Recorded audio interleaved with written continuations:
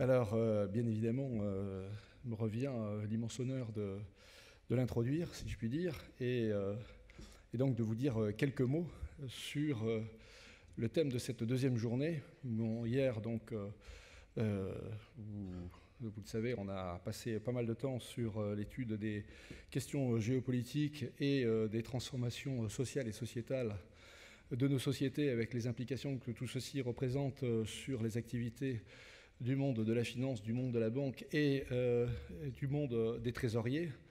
Hier soir, c'était les 40 ans. J'espère que vous avez pu apprécier cette soirée.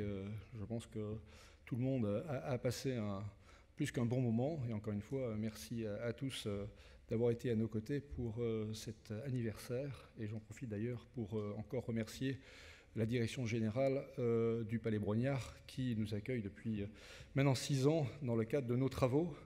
Encore une fois, merci à tous. Donc je vais vous dire quelques mots concernant cette deuxième journée. Vous le savez, le slogan de ces journées de la FTE sont donc 40 ans de volatilité, ça c'était hier. Aujourd'hui, on va passer un petit peu de temps sur le thème de l'innovation, donc qui va être le thème central de mon introduction de ce matin. Donc, monsieur le directeur général, mesdames, messieurs, donc je suis très heureux de vous retrouver tous en forme, j'espère, après une soirée mémorable et pour certains, une nuit bien arrosée. Mais comme dit la chanson, c'est pas tous les jours qu'on a 40 printemps. Alors, vous le savez, notre accroche pour ces journées 2016, donc, est 40 ans de volatilité, 40 ans d'innovation, comme je viens de le dire. Et hier matin, le thème central de nos travaux était géopolitique et défis sociétaux. Ceci afin d'illustrer 40 ans de volatilité, carburant essentiel des marchés financiers. À cet égard, nous avons entre autres entendu M. Samir Assaf, responsable de la BFI chez HSBC, et M. Gérald Harlin, directeur financier du groupe AXA, qui nous ont fait donc part de leur point de vue sur la géopolitique, la démographie, les taux négatifs et la problématique environnementale. Alors ce matin, nos réflexions seront principalement axées sur le numérique, les nouvelles technologies et naturellement les fintech. Et on s'interrogera sur la façon dont ces nouveaux outils viennent modifier l'environnement et les activités du trésorier, ceci donc afin d'illustrer la deuxième partie de notre slogan 40 ans d'innovation. Alors pour introduire nos travaux, M. Gilles Grappinet, qui est directeur général adjoint du groupe Atos Origine, a bien voulu nous faire l'honneur d'être notre hôte ce matin. Et de plus, Gilles, vous êtes directeur général de la société Worldline, qui est une des plus grosses, sinon la plus importante fintech d'Europe, spécialiste mondialement reconnue en matière de paiement électronique. Donc je suis persuadé que Gilles saura nous passionner. Je profite de cette tribune pour renouveler naturellement mes plus vifs remerciements à nos 57 partenaires et à tous les acteurs qui ont permis par leur temps, leur engagement, leur expertise, leur enthousiasme de faire de ces 2 jours une réussite totale.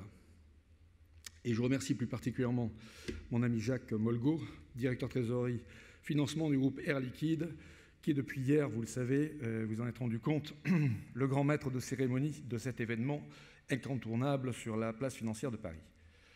Je remercie encore l'ensemble des experts qui ont travaillé à ses côtés pour mettre sur pied un programme mêlant judicieusement présentation plénière et atelier technique. Et mes vifs remerciements vont également à Mme Véronique Nassour, notre déléguée générale, et toute son équipe, avec une mention spéciale pour Mme Aurélie Pouzet, qui assure parfaitement la supervision de la logistique indispensable au bon déroulement de ces 2 jours. J'espère que vous avez su vous en rendre compte. Alors, il m'est donné le plaisir ce matin d'introduire cette journée, j'en profite également pour dire quelques mots à nos amis africains, donc représentés ici par Claude Adou et quelques-uns de ses collègues. Claude Adou étant président de UEMOA, qui est l'association qui regroupe un certain nombre de trésoriers basés en Afrique, et 4 pays sont représentés, sauf erreur, à savoir la Côte d'Ivoire, le Mali, le Burkina Faso et le Sénégal. Donc, bravo à vous d'être parmi nous. Et puis un grand merci à tous pour votre soutien et votre fidélité. J'espère donc avoir le plaisir de vous croiser l'année prochaine dans ce prestigieux palais. J'en viens donc au thème de notre journée. En ces temps de changements sociopolitiques majeurs, marqués un peu partout sur la planète par une vague de nationalisme et de repli sur soi, de taux d'intérêt très bas, voire négatifs, d'un coût de l'énergie plutôt bon marché et de la diffusion à très grande vitesse de ce qu'on appelle la digitalisation, on s'aperçoit aisément qu'autour de nous, les choses bougent et bougent très vite. Du coup, on peut, sous forme de boutade, se poser la question qui, sans doute, qui au moins jeune, rappellera une émission de radio animée il y a une quarantaine d'années par un certain José Arthur. Pour un trésorier, est-il vraiment doux de ne rien faire quand tout s'agite autour de lui ? Avec du recul, on se rend compte qu'au sein de nos métiers de finance et de banque, il existe une dynamique de fond impulsée depuis longtemps par l'innovation. Et dans ce cadre, je remonterai volontiers au XIVe siècle en mentionnant la lettre de change créée par les Lombards. Mais aujourd'hui, il est un fait que l'innovation issue de la digitalisation remet profondément en cause le business model des banques. Elle débouche naturellement sur la naissance de nouveaux standards, par exemple banque en ligne, de nouveaux comportements, car les clients n'ont plus besoin de se rendre au guichet de leur banque, pouvant consulter leurs comptes ou faire leurs opérations depuis leur tablette, de nouvelles organisations, par exemple des baisses d'effectifs drastiques et des fermetures d'agences bancaires sont annoncées. Vous le savez, la Société Générale prévoit d'ici 2020 en France la fermeture d'au moins 20% de ses agences et il ne se passe pas une semaine sans que ce type d'annonce figure donc en manchette des journaux et des médias. De mon point de vue, l'innovation financière doit être appréhendée sous 3 angles. Celui de la croissance et du développement, celui de la compétitivité et de la concurrence, mais également celui de la réglementation et du contrôle. Alors pour l'économiste d'origine autrichienne Joseph Schumpeter, l'innovation est comparable à un ouragan perpétuel, source de destruction créative. L'innovation, avant tout portée par les entrepreneurs, est la force motrice de la prospérité économique. En France, l'ouverture des marchés financiers par la création du MATIF le 20 février 1986, et tout le monde a en tête naturellement le petit film que nous avons présenté hier soir dans le cadre de notre soirée, a permis l'apparition de nouvelles formes de financement et de nouveaux contrats sur instruments dérivés. Ces nouveaux produits financiers ont été de formidables vecteurs de croissance économique. Par exemple, grâce à la mise en place du marché des titres de créances négociables, autrement dit, pour nous, trésoriers, les billets de trésorerie, marché totalement désintermédié, les entreprises ont pu se financer à court terme à moindre coût. De même, grâce à la titrisation d'actifs comme des créances ou des stocks, les entreprises ont eu accès à des conditions de financement particulièrement intéressantes, eu égard pour certaines à leur profil de crédit. Côté instruments dérivés, on peut établir le même constat. Beaucoup d'entreprises ont réussi à mieux se positionner sur les marchés internationaux grâce à la mise en place de couvertures optionnelles qui leur ont permis de mieux gérer le risque de taux et de change. On pourrait également citer des contrats de type CDS, donc les fameux Credit Default Swap, apparus en 1994, qui ont été un puissant accélérateur du développement des marchés financiers en permettant, vous le savez, le démembrement de la liquidité d'un côté et du risque de crédit de l'autre. Alors si l'innovation est un facteur fondamental de la croissance et donc de l'emploi, cela est dû au fait que l'innovation est aussi source de concurrence et de compétitivité, d'émulation. Les nouvelles innovations chassent naturellement les anciennes.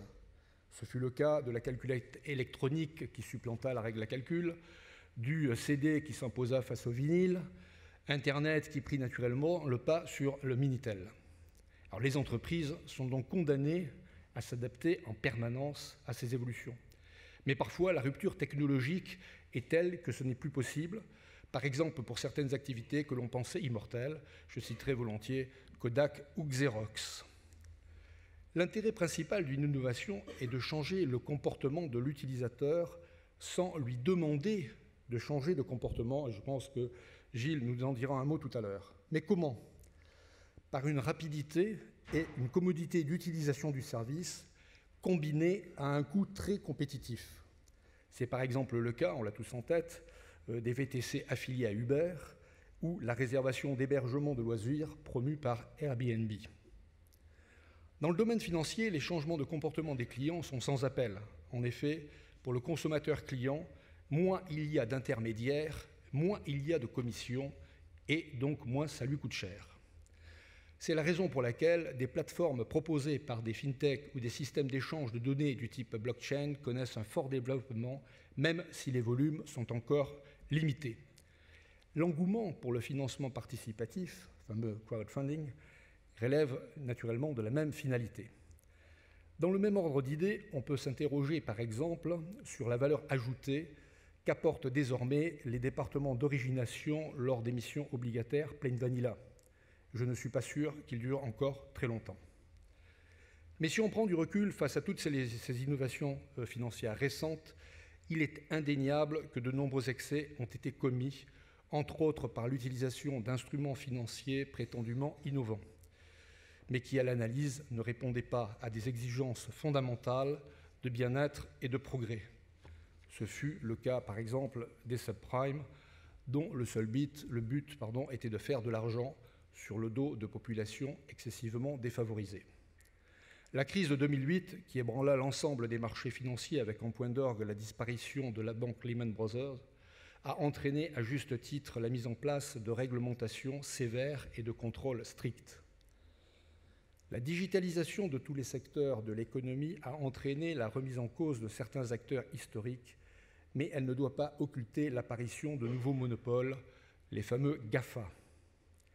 L'émergence de ces monstres numériques rend nécessaire l'organisation d'un nouvel ordre planétaire. La mondialisation a changé de visage et tend vers une uniformisation inquiétante des comportements. Ce qui pose clairement le rôle de l'État, et plus largement des États, dans deux domaines au moins, me semble-t-il. Le premier, c'est celui de l'organisation et du fonctionnement des marchés. Par exemple, Uber, vous le savez, est interdit en Allemagne, où Airbnb est fortement taxé, entre autres à San Francisco, aux États-Unis. Le deuxième point, c'est la protection de la vie privée de chaque citoyen. Comme l'a révélé l'affaire Snowden, et je vous invite à aller voir le film d'Oliver Stone qui le montre très bien, pour des motifs officiels de sécurité intérieure, Big Brother est parmi nous. Jusqu'où est-on en droit d'investiguer pour soi-disant protéger la nation et ses citoyens? Pour le trésorier, l'apparition et le développement de ces nouvelles technologies numériques le plongent dans un monde en mutation permanente. Du coup, un peu malgré lui, le trésorier se trouve être au sein de l'entreprise un gardien du temple naturel, et ce, à deux titres. Il lui appartient tout d'abord et en permanence de veiller à ce que son entreprise prenne grand soin des données privées qu'il est amené à manipuler, s'agissant des clients, des fournisseurs ou des salariés de l'entreprise. En parallèle, il lui appartient aussi de participer activement à la protection du patrimoine de l'entreprise contre les risques de piratage, de fraudes internes ou externes, et plus largement contre la cybercriminalité. Mais ce n'est pas en améliorant la bougie qu'on a inventé l'ampoule électrique. L'innovation, en effet, se caractérise par une rupture, une mutation, un bouleversement non seulement technologique, mais aussi sociétal. Immanquablement, elle génère au sein des entreprises et plus largement de la société beaucoup de questions auxquelles se mêlent anxiété et angoisse. Là aussi, c'est ce que décrit magistralement le dernier film de Ken Loach, Palme d'Or du Festival de Cannes 2016, et intitulé « Moi, Daniel Blake ». Et si on fait un peu de prospective, on peut s'interroger pour tenter de savoir ce qu'il adviendra lorsque les robots auront envahi les usines, les ateliers, les bureaux et chassé une grande partie des cols bleus et des cols blancs. Mais paradoxalement, l'innovation porte aussi de nombreux espoirs. C'est le cas par exemple de la recherche génétique et des biotechnologies qui auraient pu en effet imaginer qu'on serait un jour capable de produire de manière quasi-industrielle de la peau humaine, non seulement utile pour les grands brûlés, mais aussi pour tester sans risque pour la santé de nouveaux produits cosmétiques. C'est également le cas de l'innovation qui permet l'ouverture au monde de certains pays d'Afrique ou d'Asie en leur donnant accès instantané au téléphone portable ou à Internet. Et plus largement, souvenons-nous que les printemps arabes ne se seraient pas propagés aussi rapidement sans Internet. Désormais, donc, c'est avec Internet que se font les révolutions. Et pour conclure, je reprendrai volontiers ce que proclamait le visionnaire Victor Hugo, « Osez, le progrès est à ce prix ». Je vous remercie de votre attention.